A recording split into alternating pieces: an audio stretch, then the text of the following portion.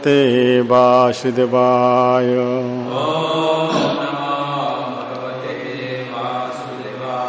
ॐ नमो भगवते वासुदेवाय।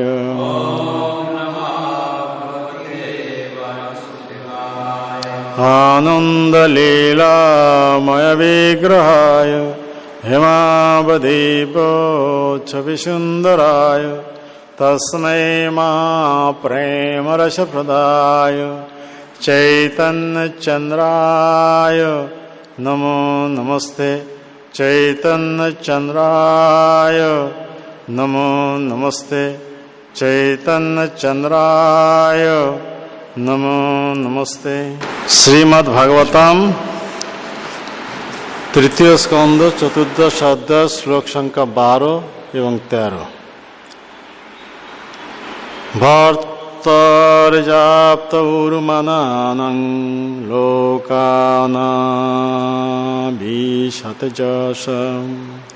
पतिर्भवद्विधो जासं प्रजया ननुजायते।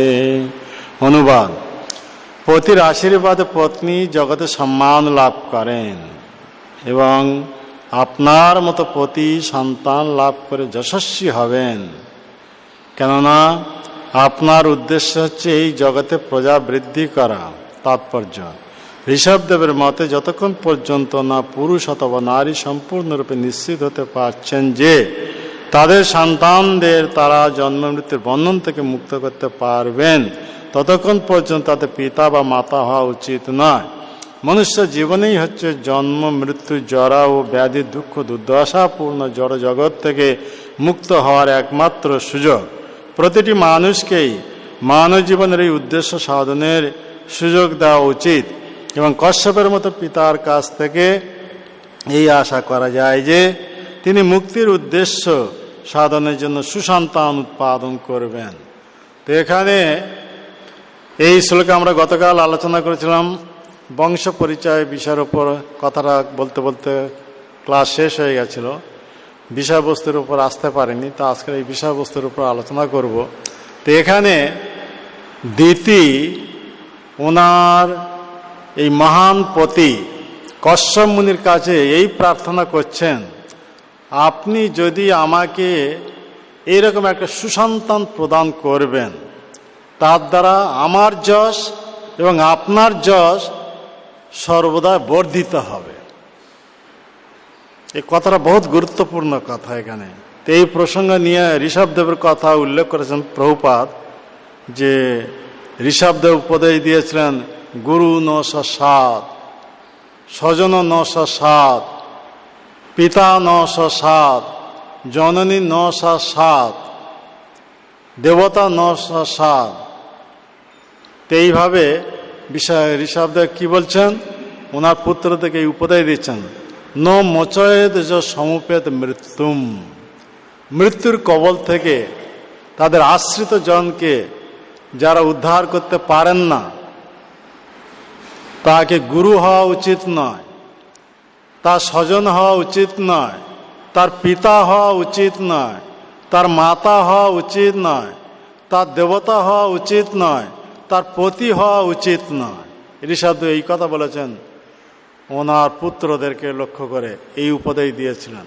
তো এখানে প্রভুপাদ সেই ঋষভদের উপদেশ নিয়ে এখানে এই কথা উল্লেখ করছেন যে যে পিতা এবং মাতা তাদের সন্তানদেরকে জন্মমৃত্যু চক্র থেকে উদ্ধার করতে পারবেন না, তাদেরকে কখনোই পিতা বা মাতা হওয়া উচিত নয়, অর্থাৎ সন্তান উৎপাদন করা উচিত নয়।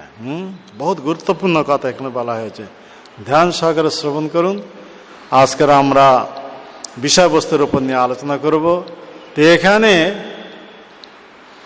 দিতি তার মহান পতি কশ্যপের কাছে এই প্রার্থনা করছেন, আপনি যদি আমাকে এইরকম একটা সুসন্তান প্রদান করবেন, তাহলে আমার যশ আর আপনার যশ সর্বত্র বিস্তার লাভ করবে। কত বড় গুরুত্বপূর্ণ কথাটা বলেছে না? তো এখানে এই কথা নিয়ে আমরা আলোচনা করব। তা আমরা দেখতে পাই একাদশী মাহাত্ম্যতে এরকম একটা প্রসঙ্গ আসে যে অমরনাথ, তীর্থরাজ অমরনাথ, সেখানে এক ব্রাহ্মণ দম্পতি ছিলেন। ব্রাহ্মণের নাম হচ্ছে সোম শর্মা, আর তার পতিব্রতা পত্নীর নাম হচ্ছে সুমনা। তো বহুত ধর্মপরায়ণ এ দম্পতি, কিন্তু বহুত বর্ষ হয়ে গেছে ওদের কোনো সন্তান হয়নি। এমনকি 50 বছর হয়ে গেছে, তথাপি এই ব্রাহ্মণ সম্পত্তির কোনো সন্তান হয়নি। তাই ব্রাহ্মণ সোম শর্মা অত্যন্ত দুঃখিত চিত্তে ওনার পত্নীর কাছে ব্যক্ত করছেন, আমি গৃহ ত্যাগ করে বনে চলে যাব। কেন অপুত্রক অবস্থায় এই গৃহেতে অবস্থান করার জন্য বিভিন্ন লোক বিভিন্ন প্রকার সব আমাদেরকে সমালোচনা করছে, ভর্ৎসনা করছে। আমাদের মুখ দেখলে তাদের সারা দিনটা অশুভ হয়ে যায়, এইরকম কথা সব শুনতে হচ্ছে। গ্রামের লোকেদের সব প্রচলন আছে না, যার পুত্র নেই তাদের কি বলা, আটকুড়ো নাকি? হ্যাঁ, তাদের মুখ দর্শন যদি করা যাবে দিনটা অশুভ যাবে নাকি? তো এইরকম প্রবাদ অনুসারে সবাই তাদেরকে সমালোচনা করেন এই ব্রাহ্মণকে। তাই উনি মনের দুঃখে ওনার পত্নীর কাছে এই কথা ব্যক্ত করছেন যে আমি গৃহ ত্যাগ করে বনে চলে যাব। তখন ওনার পতিব্রতা পত্নী সুমনা এই না ছাতার এগুলো কেচের মিচের করতে তারা এই জানলার কাছে ওরা এসে শুধু গন্ডগোল করে না আর পায়খানা করে। হ্যাঁ, তো এখানে সুমনা ওনার পতিদেবকে বলছেন, হে স্বামীন, আপনার যেখানে ইচ্ছা সেখানে যান, কিন্তু যাওয়ার আগে একটা কথা আপনি শুনে রাখুন। মানে সুমনা বহু ধর্মপরায়ণ, মানে এত ধর্মপরায়ণ, ধর্মতত্ত্ব সম্বন্ধে জানতেন। তা উনি ওনার পতিদেবকে বলছেন যে পুত্র তো অনেকের হয়, কিন্তু সেই সব পুত্র পিতামাতাদের প্রতি এত অন্যায় আচরণ করে, অত্যাচার করে, যার ফলে পিতামাতা অত্যন্ত দুঃখিত হয়ে চিন্তা করেন যে এইরকম পুত্র থাকার চেয়ে তো না থাকাই ভালো। আবার দেখা যায় এইরকম সব পুত্র হয় যারা পিতামাতা মরে গেলেও শ্রাদ্ধ পর্যন্ত করে না, তর্পণও করে না। তো এইসব পুত্র লাভের কি আবশ্যক আছে? আর ধন তো পূর্বজন্ম কর্ম অনুসারে, আমাদের ভাগ্যের লেখা অনুসারে সেই রকম আসবে যাবে। তা ধন কখনো মানুষকে সুখী করাতে পারে না। সুমনা কত সুন্দর উপদেশ দিচ্ছেন, কেননা উনি ধর্মতত্ত্ববেত্তা। কেননা পিতার গৃহেতে ছিলেন, সাধুসঙ্গ করে এই সাধুর মুখ থেকে ভাগবত কথা শ্রবণ করে ধর্মতত্ত্ব সম্বন্ধে জ্ঞান প্রাপ্ত হয়েছিলেন। তাই উনি ওনার স্বামীকে এই উপদেশ দিয়ে এই পরামর্শ দিচ্ছেন যে যদি এক সুসন্তান যদি জাত হবে, তাহলে সেই সন্তান প্রথম অবস্থা থেকে পিতামাতার সেবা নিযুক্ত হবে। এমনকি সে যখন বিয়ে করবে, তার পত্নী তার ছেলেমেয়েদেরকে এইভাবে তার পিতামাতার সেবায় নিযুক্ত করাবে। তিনি সুসন্তান। আর এমন এক সন্তান আছে যিনি ভগবানের চরণে এইরকম ভক্তি করেন, যার ফলে ভক্তি করেন সেই সাথে পিতামাতাও সেবা করেন। এই রকম সন্তান ভগবত ভক্তির বলে নিজের পিতামাতাদেরকে উদ্ধার করতে পারেন। তাই ব্রাহ্মণের মনে লোভ জাত হয়ে গেল, সুমনা তুমি এসব তত্ত্ব কোথা থেকে জানতে পারলে? তখন সুমনা উত্তর দিচ্ছেন, আমি যখন পিত্রালয়ে ছিলাম বাপের বাড়িতে, তখন আমার বাপের বাড়িতে সব সাধু সন্তরা আসতেন। আর আমার পিতা তাদেরকে বহুত আদর করতেন এবং তাদেরকে বহুত যত্ন করতেন এবং তাদেরকে উত্তম ভোজন দিতেন, প্রসাদ দিতেন এবং তাদেরকে অনুরোধ করতেন ভগবানের কথা শ্রবণ করাবার জন্য। আর তারা এইভাবে আমার পিতার প্রতি অত্যন্ত প্রসন্ন হয়ে এই ধর্মতত্ত্ব কথা ব্যক্ত করতেন, ভাগবত কথা ব্যক্ত করতেন। আর আমি আমার পিতার কাছে অবস্থান করে সেই সাধুদের মুখ থেকে এইসব ভাগবত সিদ্ধান্ত কথা আমি শ্রবণ করতাম। আর আমার পিতার সত্ত্বেকে আমি প্রিয় ছিলাম, তাই আমার পিতা যখন কোনো সৎসঙ্গ করতে যেতেন, কোনো জায়গা সাধুসঙ্গ করতে, তো আমাকে সঙ্গে করে নিয়ে যেতেন। তো এই হিসাবে ছোট্ট অবস্থা সাধুসঙ্গ হওয়ার ফলে সেই সাধুদের মুখ থেকে এই ভাগবত সিদ্ধান্ত কথা আমি সব জানতে পেরেছি, বুঝতে পেরেছি তাদের কৃপায়। এইভাবে যখন বলছেন তখন এই ব্রাহ্মণ বলছেন, তাহলে সুসন্তান আমরা কিভাবে প্রাপ্ত হতে পারবো? তা সুমনা তখন উত্তর দিচ্ছেন, হে স্বামী, তাহলে আপনাকে আমাদের যে গুরুদেব বশিষ্ঠ মুনির কাছে যেতে হবে। তিনি যা উপায় বলবেন সেই উপায় অবলম্বন যদি আমরা করব, যদিও আমাদের পূর্বজন্মে কর্মবশত এই জন্য আমাদের ভাগ্যে সন্তান নেই, কিন্তু সেই গুরুদেবের নির্দেশ অনুসারে যদি উপায় অবলম্বন করব, তাহলে আমাদের এই দুর্ভাগ্য দূর হয়ে যাবে, আমাদের তখন সৌভাগ্যের উদয় হয়ে যাবে। আর গুরুদেবের আশীর্বাদে আমরা তখন সুসন্তান প্রাপ্ত হতে পারবো। তাই পত্নী এইভাবে পরামর্শ দেন।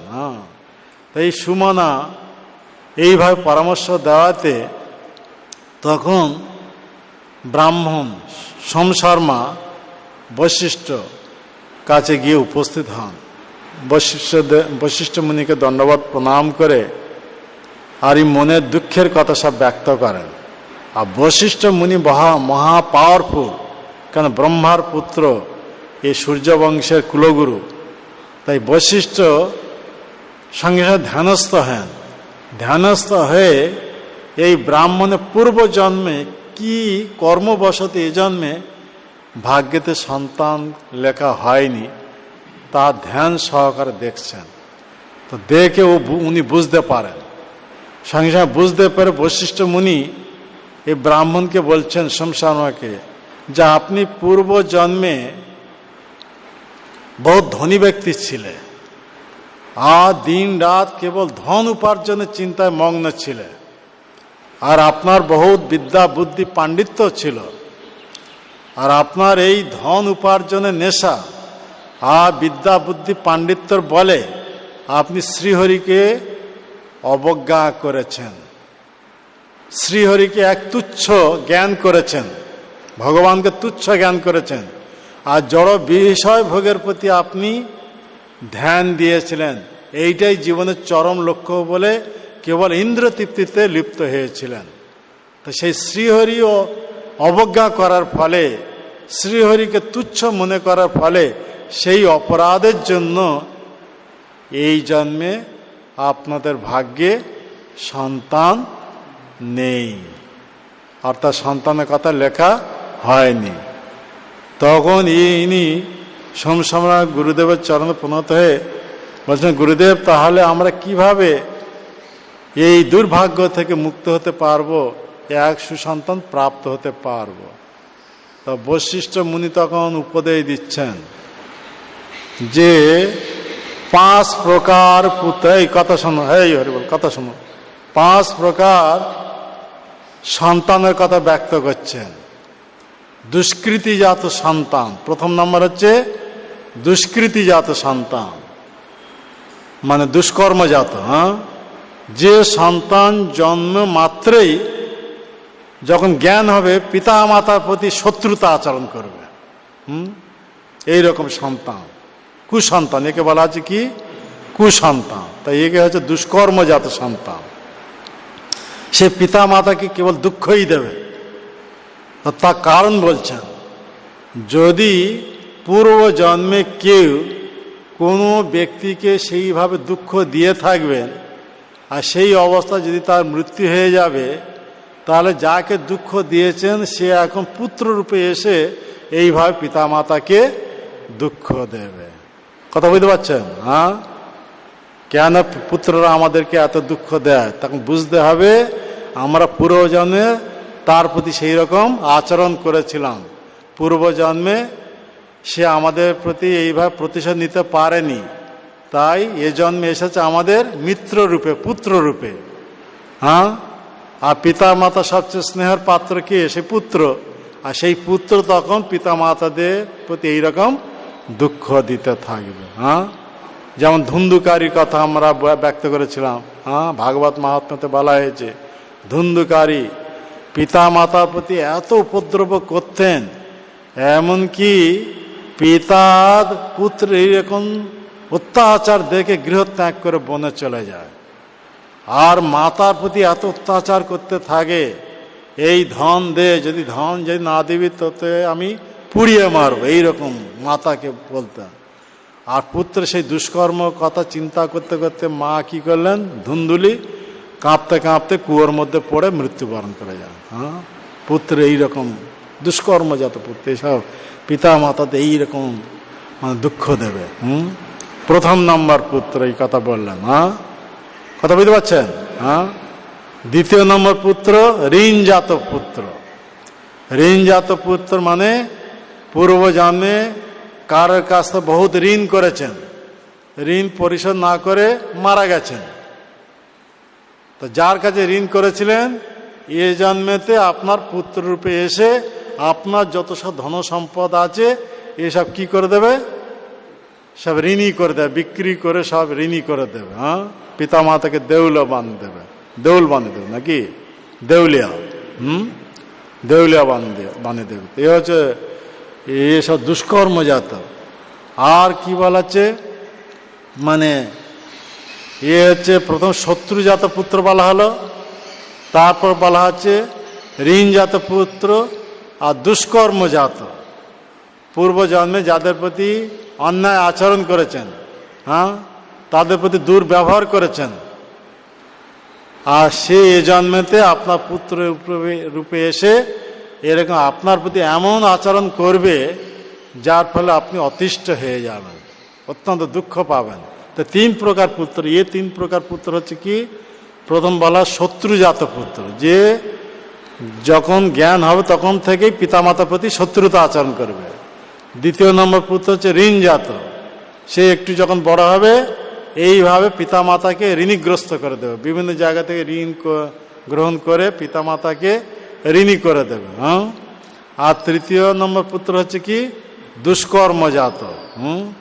এরকম পিতা মাতার প্রতি এমন সব অন্যায় আচরণ করবে পিতা মাতাকে দুঃখী বানিয়ে দেবে। তো তিন রকম পুত্র কথা বলার পর বৈশিষ্ট্য মুনি চতুর্থ নম্বর পুত্রের কথা বলছেন, মানে সুপুত্র। চতুর্থ নম্বর পুত্র হচ্ছে সুপুত্র, যে পুত্র পিতামাতা থেকে জন্ম নেওয়ার পর যখন জ্ঞানের উদয় হবে সে পিতামাতার অনুগত হয়ে থাকবে, পিতামাতার বাধ্য হয়ে থাকবে এবং পিতামাতা সেবায় নিযুক্ত হবে।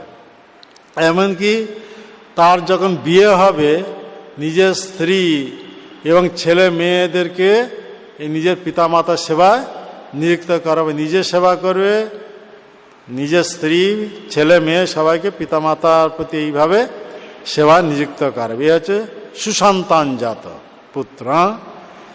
একে বলা হচ্ছে সুসন্তান। হ্যাঁ, তো যখন এই কথা বলেছেন তখন সোম শর্মা অত্যন্ত আনন্দিত হয়ে গুরুদেবের চরণ প্রার্থনা করছেন, গুরুদেব আমি এই পুত্র চাই, আমি এই পুত্র চাই, আপনি কৃপা করে আমাকে এই পুত্র প্রদান করুন।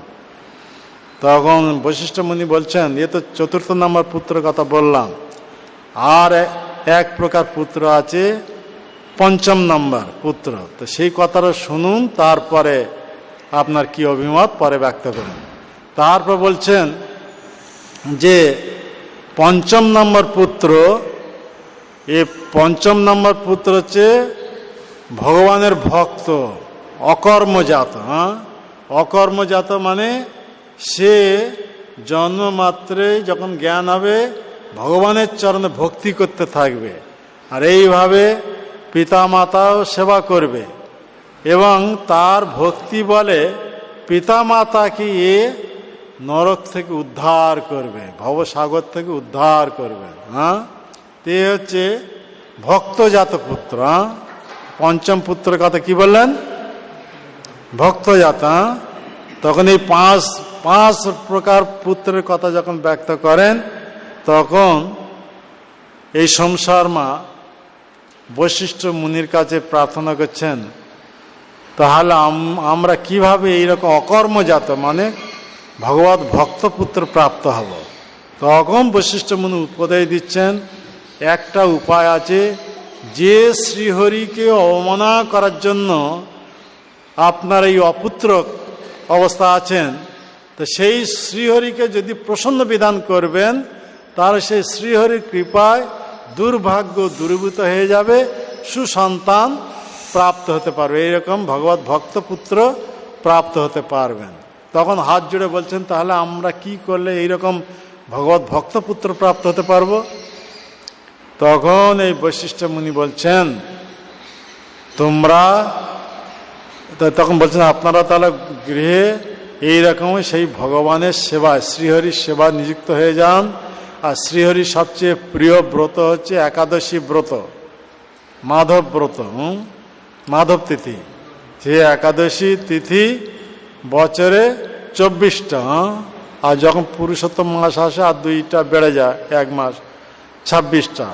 এই নিষ্ঠা সহকারে যদি পালন করবেন এবং সেই ভগবানের নাম যদি জপ কীর্তন করবেন, আর সেই ভগবানের কথাই ভাগবত কথা যদি শ্রবণ করবেন, এবং সাধু বৈষ্ণবরা যখন আসবেন তাদেরকে এইভাবে সেবা যদি করবেন, তাহলে সেই শ্রীহরি অত্যন্ত প্রসন্ন হয়ে যাবেন। আর শ্রীহরি প্রসন্ন হয়ে গেলে এই দুর্ভাগ্য সব দূরীভূত হয়ে যাবে।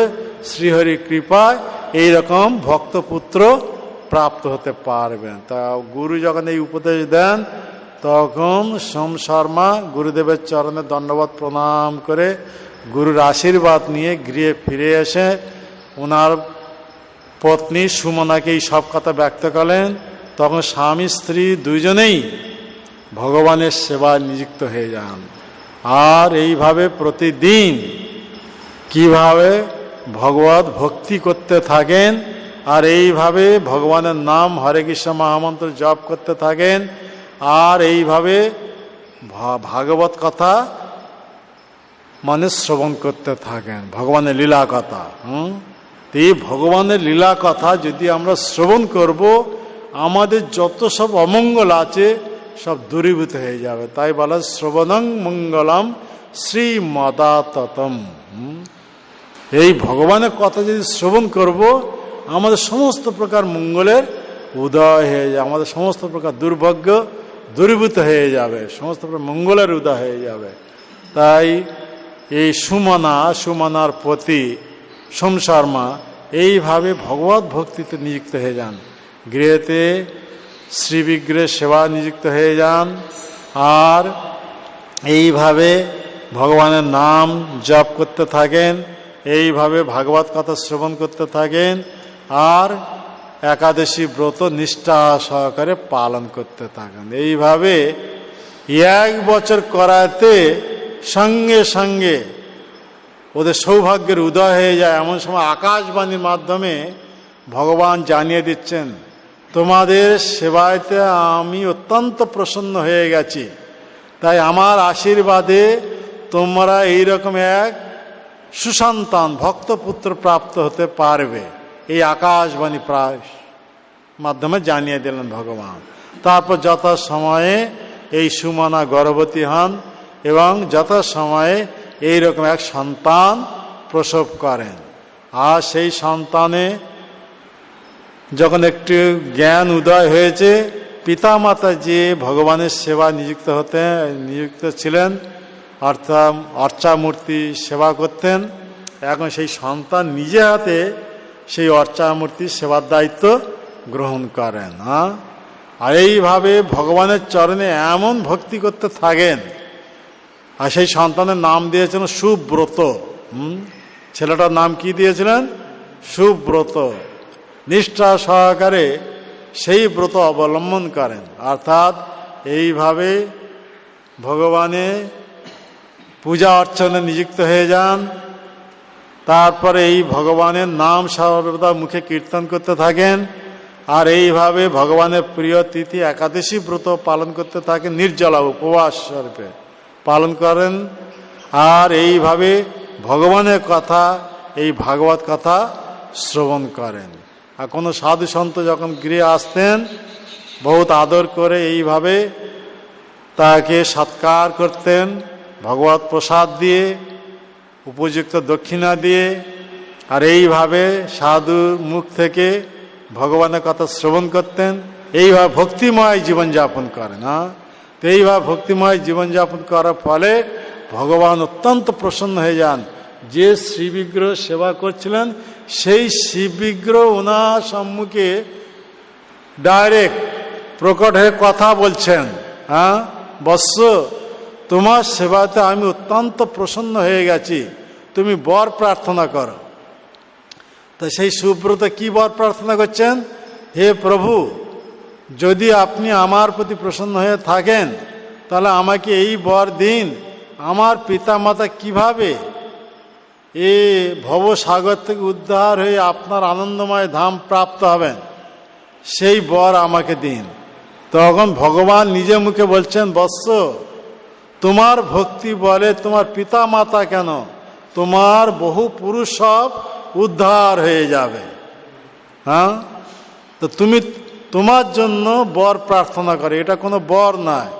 কারো গৃহেতে যদি একজন ভক্ত পুত্র জাত হবেন, সে যদি অনন্য শুদ্ধ ভক্তি করবে, তার ভক্তি বলে কত পুরুষ সব উদ্ধার হয়ে যাবে, নাকি? তাই সেটা বরের মধ্যে নয়। তাই তুমি তোমার জন্য বর প্রার্থনা করো। তখন এই সুব্রত ভগবানের চরণে প্রার্থনা করছে, হে প্রভু, আপনি যদি আমার প্রতি প্রসন্ন হয়ে থাকেন, তাহলে আমাকে এই বর দিন, আমি যেভাবে আপনার চরণ দর্শন করছি, সেইভাবে আপনার সেই অভয় চরণে নিত্য সেবায় আমি কিভাবে নিযুক্ত থাকব, আর আপনার মহিমার কথা কিভাবে আমি সর্বদাই গুণকীর্তন করতে পারবো, এই বর আমাকে প্রদান করেন। এ হচ্ছে ভক্তের আসল বর। ভক্ত কেবল ভগবানের চরণ সেবা নিযুক্ত থাকবেন, আর ভগবানের মহিমা কথা সর্বদা শ্রবণ করবেন, কীর্তন করবেন। এ হচ্ছে ভক্তিময় জীবন, এ হচ্ছে শুদ্ধ ভক্তের লক্ষণ।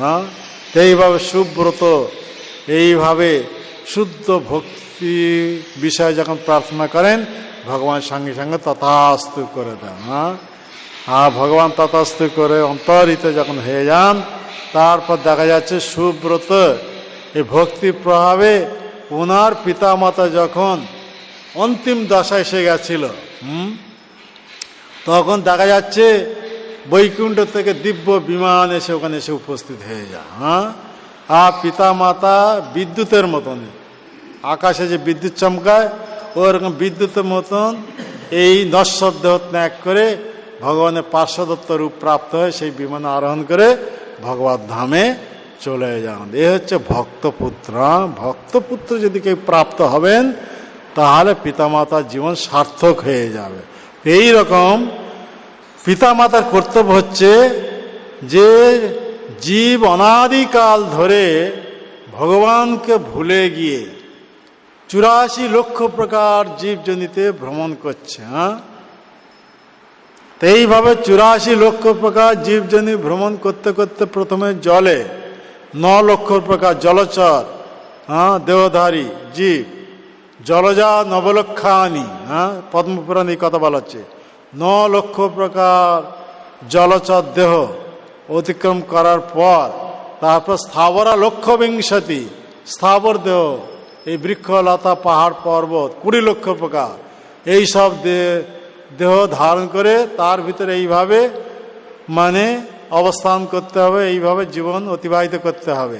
তো এইভাবে জলে 9 লক্ষ প্রকার অতিক্রম করার পর স্থাবর 20 লক্ষ প্রকার, 20 লক্ষ প্রকার স্থাবর দেহ অতিক্রম করার পর তারপর কীরকম শরীর প্রাপ্ত হবে? কৃমিকীট, কৃময় রুদ্র সংখ্যক, মানে 11 লক্ষ প্রকার, 11 লক্ষ প্রকার কৃমিকীট দেহ অতিক্রম করার পর তারপর পাখি দেহ প্রাপ্ত হয়। পক্ষিদাং 10 লক্ষানি, 10 লক্ষ প্রকার পাখি দেহ, এসব অতিক্রম করার পর পশুদাং 30 লক্ষানি প্রসব, 30 লক্ষ প্রকার পশু, 30 লক্ষ প্রকার পশুদের অতিক্রম করার পর 4 লক্ষানি মানব, 4 লক্ষ প্রকার মানব দেহতে আসবে।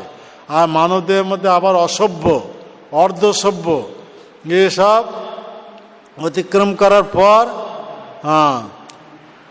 শুনুন, তারপরে অসভ্য, অর্ধসভ্য এসব অতিক্রম করার পর এখন এই সভ্য মনুষ্যদেহ যখন প্রাপ্ত হবেন, এই সভ্য মনুষ্যদেহের একমাত্র উদ্দেশ্য হচ্ছে ভগবানের ভক্তি করে ভববন্ধন থেকে চিরতরের জন্য উদ্ধার হয়ে যাওয়া।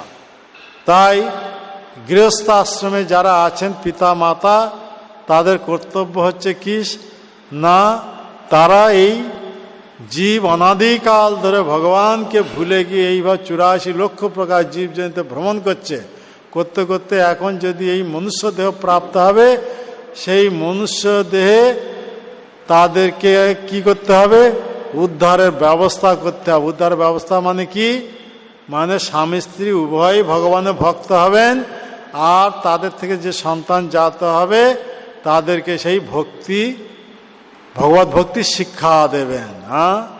এইভাবে ভগবত ভক্তি যখন শিক্ষা দেবেন, তখন সেই সন্তানেরা ভগবত ভক্তি করে জীবনে পরম সিদ্ধি প্রাপ্ত হয়ে জন্মমৃত্যু চক্র থেকে উদ্ধারে ভগবত ধামে ফিরে যাবেন। তখন সেই প্রকৃতপক্ষে পিতা, তখন সেই প্রকৃতপক্ষে মাতা। তাই ঋষভদেব এই কথা বলছেন, যে পর্যন্ত এইভাবে পিতা এবং মাতা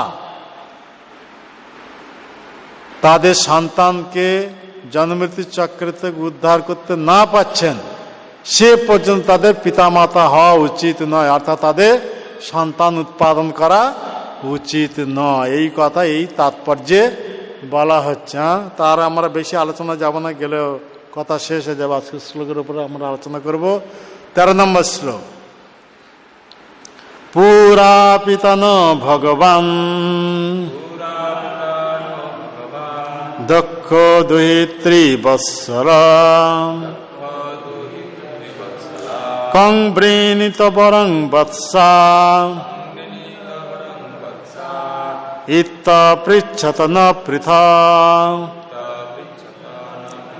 শব্দানুবাদ। পুরা বহুকাল পূর্বে, পিতা পিতা ন আমাদের ভগবান অতি ঐশ্বর্যশালী, দক্ষ দক্ষ দরিদ্রী বৎসল্য, কন্যাদের প্রতি স্নেহশীল, কম কাকে বৃণীত তোমরা গ্রহণ করতে চাও, বরম তোমাদের প্রতি, বৎসা হে কন্যাগণ, ইতি এইভাবে, অপৃচ্ছত জিজ্ঞাসা করেছিলেন, ন আমাদের, পৃথক আলাদাভাবে।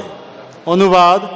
পুরাকালে আমাদের অত্যন্ত ঐশ্বর্যশালী এবং দুহিত্রী বৎসল পিতা দক্ষ আমাদের প্রত্যেককেই পৃথক পৃথকভাবে জিজ্ঞাসা করেছিলেন, তোমরা কাকে পতিত্বে বরণ করতে চাও। এ হচ্ছে পিতার কর্তব্য। তাই এখানে দিতি তার প্রতি কশ্যপ মুনিকে এই কথা বলছেন যে পুরাকালে আমাদের পিতা দক্ষ, দক্ষ অত্যন্ত ঐশ্বর্যশালী, মহাপ্রভাবশালী দক্ষ, আর তিনি তার কন্যাদের প্রতি অত্যন্ত কি কন্যা বৎসল, কন্যাদেরকে অতি আদর করতেন, খুব ভালোবাসতেন। তাই আমরা যখন বিবাহের উপযোগী হয়েছিলাম, তখন পিতা আমাদের প্রতি স্নেহবশত আমাদের সবাইকে জিজ্ঞাসা করছেন, তোমরা কাকে পতিরূপে গ্রহণ করতে চাও। এ হচ্ছে পিতার কর্তব্য। পিতা এই নয় যে তার ইচ্ছা অনুসারে কন্যার পতি চয়েস করে, নিজের ইচ্ছা অনুসারে চয়েস করে তার সঙ্গে সম্বন্ধ স্থাপন করে দেওয়া। কেন হয়তো কন্যা হয়তো তাকে চান না, সেই রকম পতি যদি কন্যার সঙ্গে বিয়ে দেওয়া হবে, তাহলে কি হবে? জীবনটা বিশৃঙ্খলা হয়ে যাবে নাকি। তাই পিতার কর্তব্য হচ্ছে কন্যাকে জিজ্ঞাসা করা উচিত, সে কিরকম পতি লাভ করতে চায়, কীরকম পতি হলে সে সুখী হবে। হ্যাঁ, তো এই হিসাবে দক্ষ ওনার কন্যাদেরকে সব জিজ্ঞাসা করেছিলেন, তোমরা কীরকম পতি লাভ করতে চাও?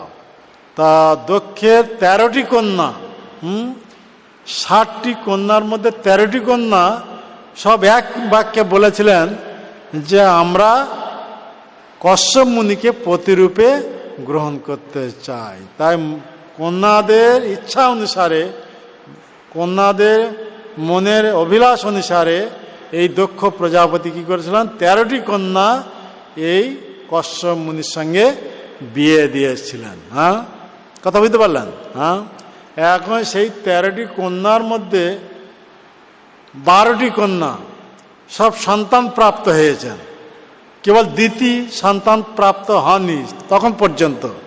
তাই দিতি যখন ওনার ভগ্নীদের কাছে আসতেন তখন উনি নিঃসন্তান, আর ভগ্নীরা সব পুত্রবতী। তাই তাদের মানে যারা পুত্রবতী তারা কত সৌভাগ্যবতী।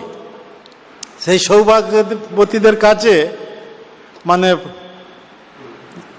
মানে কি বলা যায়, পত্নী যদি সন্তান যদি না থাকবে তাহলে তার কাছে সেটা কি হবে, সম্পদহীন, হতভাগী নাকি। হ্যাঁ, আর যখন পুত্র প্রাপ্ত হবেন তখন সে পত্নী সৌভাগ্যবতী। কিন্তু 13 ভগ্নীর মধ্যে 12 ভগ্নী সবাই পুত্রবতী, তাই তারা অত্যন্ত সৌভাগ্যবতী। কিন্তু দিতি তখন পর্যন্ত পুত্র প্রাপ্ত না হওয়ার জন্য তাই নিজেকে অতি হীন মনে করতেন, তুচ্ছ মনে করতেন, হতভাগী মনে করতেন। তাই দিতি এইরকম পুত্র বাসনা নিয়ে সন্ধ্যার সময় ওনার পতিদেব কশ্যপ মুনির কাছে এসে এই অভিযোগ করেন, পুত্র প্রাপ্তির কামনা নিয়ে এসে মানে স্বামীকে এইভাবে উত্তেজিত করান যাতে স্বামী ওনাকে এইভাবে পুত্র প্রদান করেন। হ্যাঁ, তখন ওনার স্বামী কশ্যপ মুনি উনি এইভাবে অগ্নিতে আহুতি দিয়ে ধ্যানস্থ হয়েছিলেন সন্ধ্যার সময়, সূর্য অস্ত যাওয়ার সময়। সেই সময় দিতি অত্যন্ত কাম বানের দ্বারা পীড়িত হয়ে সেই অসময়ে এসে ওনার পতিদেব কশ্যপকে এইভাবে উত্তেজিত করাচ্ছেন। হ্যাঁ, যে আমার পিতা এইভাবে আমাদের মনোবাসনা নিয়ে আপনার হাতে আমাদেরকে সমর্পণ করেছেন। তা আমার সব ভগ্নীরা পুত্রবতী, কেবল আমি পুত্রহীন, তাই নিজেকে অত্যন্ত অসহায়, তুচ্ছ এবং হতভাগী মনে করছি।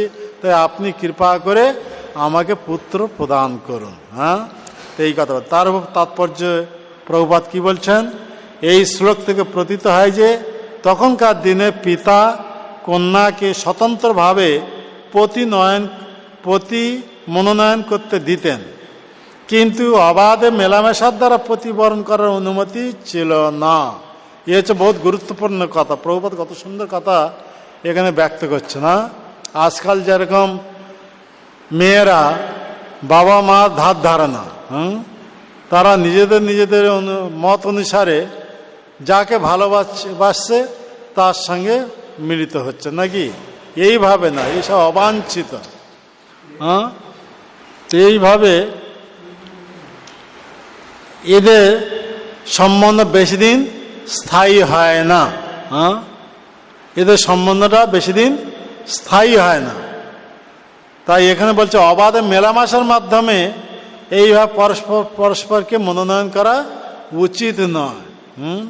তা মেয়েরা তারা কি করবেন, কিভাবে পতি নির্বাচন করবেন, তাই বলা হচ্ছে কন্যাদের প্রতি মনোনয়ন করার স্বাধীনতা দেওয়া হতো এবং তারা তাদের প্রতি মনোনয়ন করতেন কার্যকলাপ ও ব্যক্তিত্ব অনুসারে তাদের খ্যাতি শ্রবণ করার মাধ্যমে। অর্থাৎ কন্যারা যখন শুনবেন যে কাউকে যদি পতিরূপে গ্রহণ করতে চান, তো সেই পতির গুণ কি আছে, তার কার্যকলাপ, তার ব্যক্তিত্ব কতটা, তার উপর বিচার করে কন্যা এই হিসাবে পতি কি করে নির্ণয় করবেন। আর এইটা নির্ণয় করে তার সঙ্গে মিলিত হবেন না, এই কথাটা তার পিতাকে বলবেন যে আমি এই রকম এক গুণসম্পন্ন ছেলেকে আমি প্রতিরূপে গ্রহণ করতে চাই। হ্যাঁ, তখন পিতা আবার সেটা বিচার করবেন। কি বিচার করবেন? আগে সব নিয়ম ছিল, বর্ণে বর্ণের মধ্যে ঠিক মিল আছে কি না। হ্যাঁ, আজকাল তো ব্রাহ্মণের মেয়ে মুসলমানের ছেলের সঙ্গে বিয়ে হচ্ছে নাকি। হ্যাঁ, তো ওই রকম নয়। তো এখানে বলা হচ্ছে কি, মানে মনের কথা ব্যক্ত করবেন, পিতা সেইটা বিচার করবেন। আবার জাতক অনুসারে, হ্যাঁ, রাশি রাশি মিল আছে কি না। যদি মানে মেয়েটি যদি দেবগণে হবে আর ছেলেটি যদি রাক্ষসগণে হবে, তাদের মধ্যে যে সম্বন্ধটা হবে সেটা কি ধরনের হবে? কুরুক্ষেত্রের রণভূমি মতন হয়ে যাবে নাকি। হ্যাঁ, এদের কখনো গৃহস্থ জীবনে সুখী হতে পারবে না, সবসময় ঝগড়া দ্বন্দ্ব এইসব চলতে থাকবে নাকি। তাই যদিও এক কন্যা কোনো এক ছেলেকে প্রতিরূপে মনোনয়ন করছেন, কিন্তু অবাধে নয়, সে তার কার্যকলাপ, তার কৃতিত্ব, তার ব্যক্তিত্ব দেখে মনে মনে এই পছন্দ করবে, কিন্তু সেইটা তার পিতার কাছে ব্যক্ত করবে। তখন পিতা সে বিচার করবেন যেই ছেলেটাকে প্রতিরূপে প্রাপ্ত হতে চাচ্ছে। হ্যাঁ, তো এখন এই ছেলেটার কি গুণ আছে, কি যোগ্যতা আছে, কি ব্যক্তিত্ব আছে, সেইটা পিতা বিচার করবেন। হ্যাঁ, বিচার করে দেখবেন যে হ্যাঁ, প্রকৃতপক্ষে আমার কন্যার প্রতি হওয়া উপযুক্ত। পিতা যখন অনুমোদন করবেন তখন তাদের মধ্যে এই সম্বন্ধ স্থাপন করা হবে, তখন তারা সুখী হবে। হ্যাঁ, এ হচ্ছে নির্ণয়। আমরা একটা উদাহরণ দিলে বুঝতে পারবো যে স্বয়ম্ভব মনু 3টি কন্যা, আকুতি, দেবহূতি, প্রসূতি। তো স্বয়ম্ভব মনু রাজা, সম্রাট। হ্যাঁ, মনু মহারাজ বলা হচ্ছে। এই মনু মহারাজের অধীনে সে ইন্দ্র আদি দেবতারা সবাই। এই মনুষ্যলোকের কথা কি, ইন্দ্র আদি দেবতারা সব সেই মনুর অধীনে। ইন্দ্র আদি দেবতাদের উপর হচ্ছে এই মনু। তো সেই মনুর শাসন এখন চলছে কোন মনু? বৈবস্বত মনু শাসনকাল। হ্যাঁ, তো এইভাবে দেখা যাচ্ছে আদি মনু যে স্বয়ম্ভব মনু, ওনার 3টি কন্যা। তা প্রথম কন্যা আকুতি বিয়ে হয়েছিল এক মুনির সঙ্গে। হ্যাঁ, আর যজ্ঞ মুনি না কার সঙ্গে বিয়ে হয়েছিল।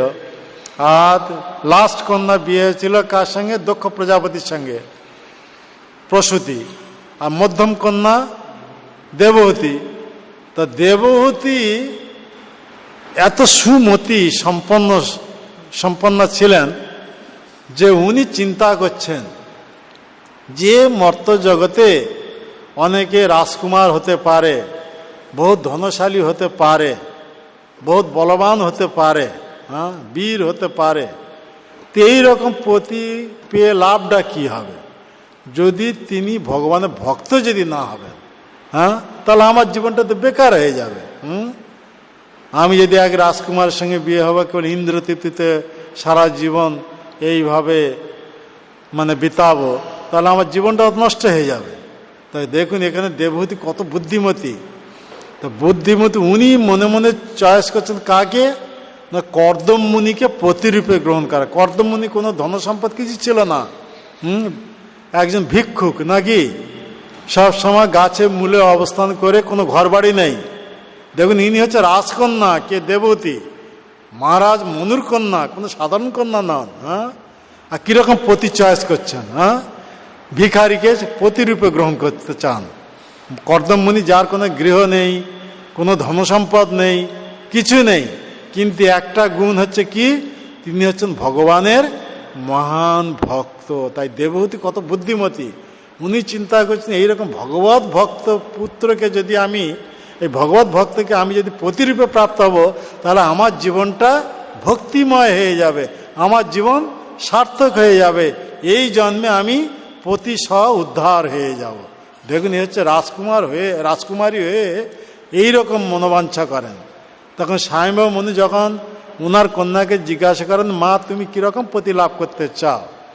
তখন দেবতী নিজে মুখে এই কথা বলছেন, আমি কোনো রাজকুমারকে, কোনো বীরকে আমি পতিরূপে গ্রহণ করতে চাই না, আমি চাই ওই কর্দম মুনিকে পতিরূপে গ্রহণ করতে। দেখুন সঙ্গে সঙ্গে স্বয়ম্ভব মুনি, উনিও ভগবানের ভক্ত, উনি সঙ্গে সঙ্গে বুঝতে পারেন ওনার কন্যা কত বুদ্ধিমতী।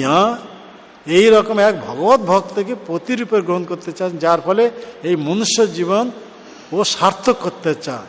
তাই সঙ্গে সঙ্গে ওই স্বয়ম্ভব মনু ওনার পত্নী শতরূপাকে সঙ্গে করে নিয়ে নিজ কন্যা দেবহূতিকে বিমানে আরোহণ করে ওই কর্দম মুনি ওখানে যেখানে তপস্যা করছিলেন বিন্দু সরোবর যেখানে, সেখানে এসে উপস্থিত হয়ে যান।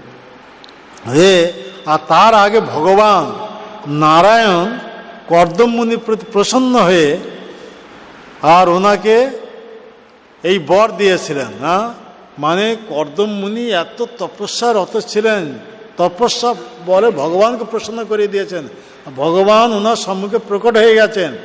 আর ভগবানের মনে এত আনন্দ বেড়ে গেছে, মানে কর্দম মুনির তপস্যা আচরণ দেখে তখন আনন্দ অশ্রু ওনার চোখ থেকে নির্গত হয়ে যায় ভগবানের চোখ দিয়ে। তা সেই অশ্রু যেখানে পতিত হয়েছে সেইটা সরোবর তৈরি হয়েছে, তাকে বলা হচ্ছে কি বিন্দু সরোবর। তে ময়সান ওইদিকে, ওই গুজরাট ওইদিকে, আমরা প্রচারও থাকি তো ওসব দেখেছি। তো সেখানে ওই আছে ওনার আশ্রম রয়েছে কর্দম মুনি, তো ওখানে এই সরোবর রয়েছে বিন্দু সরোবর। ভগবানে চোখ দিয়ে আনন্দ অশ্রু নির্গত হয়েছিল, তাই সেখানে সেই সরোবরটা রয়েছে এখনো সেইভাবে সুন্দরভাবে সব বাঁধাই করে দেওয়া আছে, শাম বানিয়ে দেওয়া আছে সুন্দর সরোবর সেখানে মায়েশানা ওইদিকে। আমি যখন প্রচারে গেছিলাম গুজরাট ওই বিভিন্ন জায়গায়, তো ওখানে গেছিলাম সব। তো যাই হোক, তো ও সরোবর আছে, ওকে বিন্দু সরোবর বলা আছে। আমাদের ভুবনেশ্বরে ও বিন্দু সরোবর আছে, এই বিশাল। এই বিন্দুসর ও বিন্দুসর আলাদা। ওটা হচ্ছে ভগবানের আনন্দাশ্রু দ্বারা নির্মিত। আর আমাদের ভুবনেশ্বরের বিন্দু সরোবর ব্রহ্মাণ্ডে যত সব তীর্থ, সেই তীর্থের জল বিন্দু বিন্দু রূপে ওখানে পতিত হয়েছিল। শিবজি ওনার পত্নী পার্বতীকে প্রসন্ন বিধানের জন্য এই বিন্দু সরোবর নির্মাণ করেছিলেন। আর সেই বিন্দু সরোবর, ভুবনেশ্বরের যে বিন্দু সরোবর, সেই বিন্দু সরোবর তটেতে অনন্ত বাসুদেব বিরাজ করছেন। শিবের আরাধ্য অনন্ত দেব, অনন্ত বাসুদেব বিরাজ করছেন। আর আমাদের মহাপ্রভু যখন গেছিলেন পুরী নীলাচলের দিকে, তখন এই বিন্দু সরোবরে এসে ওই বিন্দু সরোবরে স্নান করেছিলেন। তাই মহাতীর্থে পরিণত হয়ে গেছে। তো যাই হোক, বহুত বড় ইতিহাস। আমরা এই আসল কথায় আসছি। তো এই হিসাবে স্বয়ম্ভব ভগবান নারায়ণ তখন কর্দম মুনিকে বলছেন যে 3 দিনের মধ্যে এই রকম স্বয়ম্ভব মনু নিজ কন্যা দেবহূতিকে সঙ্গে করে নিয়ে আসবে, তোমার হাতে অর্পণ করবে। তাই তুমি এক উপযুক্ত পত্নী রূপে তাকে গ্রহণ করবে। ভগবান এইভাবে মধ্যস্থি করছে না, মানে কি বলে মধ্যস্থি মানে কি বলা হচ্ছে, ঘটকালি করছে না, ভগবান নিজেই ঘটকালি করেছে না। তো এইভাবে মানে কর্দম মুনিকে বলে দেন। আর ওদিকে স্বয়ম্ভব মনু ওনার কন্যার মনোভাব বুঝতে পেরে ওই হিসাবে নিয়ে আসে না, যেরকম পতি সেই রকম পত্নী। তো এখানে কর্দম মুনি হচ্ছে ভগবানের মহান ভক্ত, আর এইভাবে দেবতী সেই রকম পতিব্রতা নারী। উনি চিন্তা করেন এইরকম ভগবত ভক্তের সেবায় যদি আমি আমার জীবন উৎসর্গ করব, তাহলে আমার জীবন সার্থক হয়ে যাবে, এই জন্মে আমি উদ্ধার হয়ে যাব। আর ওইভাবে উনি ওনার পতিদেব যখন বিয়ে হয়ে গেছে, স্বয়ম্ভব মুনি এইভাবে দিয়ে যখন চলে গেছেন, কর্দম মুনি হাতে অর্পণ করে চলে গেছেন, তখন কর্দম মুনি অভ্যাসবশত ধ্যানে নিমগ্ন হয়ে গেছেন। আর এই রাজকন্যা কে, দেবহূতি, মানে কত সুন্দরী, মানে যার চরণের নূপুর ধ্বনি শুনে গন্ধর্ব এরা সব মূর্ছা হয়ে গেছেন। তার কি রূপ তার, সেই দেবহূতি। তা দেবহূতি দেখছেন পতিদেব এইভাবে তপস্যারত হয়ে গেছেন, তাই উনি রাজকন্যা হয়ে সেখানেই পতিদেবের কাছেই অবস্থান করছেন। আর এইভাবে তপস্যা, চোখ বন্ধ করে তপস্যা করতে করতে 10-12 বছর কেটে যায় এক জায়গায়, কর্দম মুনি। আর সেখানেই ওই রাজকন্যা ওইভাবে দেবহূতি ওই অবস্থান করছে পতির সেবায়। 12 বছর পরে যখন 10 না 12 বছর পরে যখন কর্দমমুনির ধ্যান ভঙ্গ হয়, তখন দেখছে পাশে একজন মহিলা। উনি ভুলে গেছেন ওনার যে বিয়ে হয়েছিল রাজকন্যার সঙ্গে, সে কথা ভুলে গেছেন। আর দেবহূতিও তো রাজকন্যা, আর পতি কিছু খায়নি, উনিও কিছু খাননি। তো ওনার দেহ কি হয়ে ক্ষীণকার হয়ে গেছে, হ্যাঁ, মাথা সব জটা হয়ে গেছে নাকি, কেন স্বামীর সেবাতে সবসময় আছেন, তাই ওই সব কোনো যত্ন নেননি, নিজের দেহের প্রতি কোনো যত্ন নেননি, উনি ওইভাবে বসে গেছেন। হ্যাঁ, 12 বছর পরে যখন ওই কর্দমমুনির চোখ খোলেন, দেখে এইরকম একজন নারী ওনার কাছে বসে, তখন জিজ্ঞাসা তুমি কে? তখন দেবহূতি পরিচয় দিচ্ছেন, আমি আপনার পত্নী। ও তখন মনে আরে আরে এইরকম মহারাজ স্বয়ংভব মুনির কন্যা, আমি পত্নী রূপে প্রাপ্ত, এর কথা তো সম্পূর্ণ ভুলে গেছি। আর এর কি দুর্দশা হয়ে গেছে, হ্যাঁ, মাথার জটা পড়ে গেছে, দেহ ক্ষীণকার হয়ে গেছে, পতি হিসাবে আমার কর্তব্য হচ্ছে তাকে যত্ন নেওয়া, আমি এর যত্ন নেওয়ার কথা ভুলে গেছি। তখন কর্দমমুনি কি করেন, সঙ্গে সঙ্গে তপবল প্রয়োগ করে মানে কি করেন, মানে এক সরোবর সৃষ্টি করেন, অর্থাৎ দিব্য বিমান সৃষ্টি করেন। সেই বিমানের মধ্যে মানে এক পুকুর আছে, হ্যাঁ, তো ওখানে পুকুর নয়, বলা হচ্ছে এই বিন্দু সরোবরের কথা বলা হচ্ছে। তাই ওখানে বলা হচ্ছে কি, কর্দমমুনি তখন দেবহূতিকে বলছেন তুমি এই সরোবরে ডুব দাও। তা প্রতি নির্দেশ অনুসারে যখন সরোবরেতে ডুব দিয়েছেন, তখন ওনার দেহটা কীরকম হয়ে যায়, যেরকম রাজকন্যা ছিলেন সেই রকম হয়ে যায়, আর শত শত দাসী ওনার সেবায় নিযুক্ত হয়ে যান। কর্দমমুনি কি তপবলা, আর সেই কর্দমমুনি তপবলে এইরকম এক কামরূপী বিমান সৃষ্টি করেন। মানে সে কামরূপী বিমান মানে যেখানে ইচ্ছা করুন সেখানে যেতে পারবে, আর যখন ইচ্ছা করে বড় হতে পারবে, যখন ইচ্ছা করে ছোট হতে পারবে, তার সুবিধা অনুসারে। হ্যাঁ, এইরকম এক দিব্য বিমান সৃষ্টি করেন, হ্যাঁ, তপবলে কে, কর্দমমুনি। আর এইভাবে নিজ পত্নী দেবহূতিকে তাকে সেই বিমানে বসিয়ে, যেখানে দেবতারা যেসব জায়গায় যেতে পারতেন না, সেই সব জায়গায় কর্দমমুনি নিজ পত্নী দেবহূতিকে নিয়ে সেই সব জায়গা ভ্রমণ করান। হ্যাঁ, এইভাবে 1 বর্ষকাল কেটে যায়। হ্যাঁ, তখন এই দেবহূতি পুত্র লাভের জন্য কর্দমমুনির কাছে যে অনুরোধ করেছিলেন, তখন এই কর্দমমুনির ঔরসে ওনার গর্ভে কটি কন্যা আসে, 9টি কন্যা জাত হয়ে যায়। হ্যাঁ, কথা বুঝতে পারছেন? হ্যাঁ, আর ও কন্যা সব দিব্য কন্যা।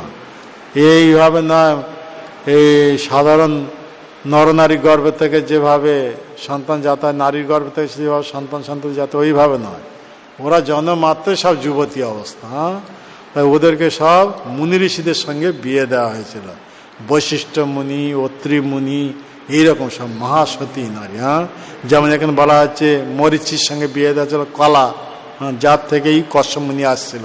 গতকাল আমরা বলছিলাম অত্রি, অঙ্গিরা, বৈশিষ্ট্য, মরিচি, ক্রতু, পুলহস্ত, এইসব বিভিন্ন মুনিদের সঙ্গে বিয়ে দেওয়া হয়। তারপরে তার 9টি কন্যা সন্তান জাত হওয়ার পর, তারপর যখন পুত্র কামনা করেন, তখন ভগবান নিজেই ওনাদের পুত্ররূপে আসেন। তিনি হচ্ছেন এই কপিল মুনি। হ্যাঁ, আর সেই কপিল মুনি যখন জন্মগ্রহণ করেছেন, তখন কর্দমমুনি তখন গৃহ থেকে বিদায় নিয়ে চলে যান আবার তপস্যা। আর দেবহূতি তখন নিজ পুত্রকে গুরুরূপে বরণ করেন, তার মুখ থেকে এই ভগবত ভক্তি কথা শ্রবণ করেন, জীবনে পরম সিদ্ধি প্রাপ্ত হয়ে যান। আর কর্দমমুনি উপদেশ দিয়ে উনি চলে যান কোথায়, গঙ্গাসাগরের দিকে। হ্যাঁ, এখন তো আছেন কপিল মুনি, হ্যাঁ, আশ্রম। আর দেবহূতি ওই পুত্রকে গুরুরূপে বরণ করেছিলেন, তার নির্দেশ অনুসারে ওইভাবে পুত্র তো ভগবান, এই তার চরণে ভক্তি করাতে দেবহূতিও জীবনে পরম সিদ্ধি প্রাপ্ত হয়ে ভগবত ধামে চলে যাতে। এইরকম মহান পুত্র যখন প্রাপ্ত হবেন, তখন পিতা মাতার যশ চারদিকে কি হবে, হ্যাঁ, ছড়িয়ে পড়বে। সেই দিতি সেই কথা বলছেন যে এইরকম এক সুসন্তান যদি আমাকে প্রদান করবেন, তাহলে আমার যশ এবং আপনার যশ চারদিকে ছড়িয়ে পড়ে বিস্তার লাভ করবে। জয় গ্রন্থরাজ শ্রীমদ্ ভাগবতম কি জয়, শ্রী শ্রী গৌর নিতাই কি জয়, শ্রী শ্রী রাধা গোবিন্দ देव की जय, जगत गुरु शिल प्रभुपाद की निताई गौर प्रेमानंदे हरि बोल।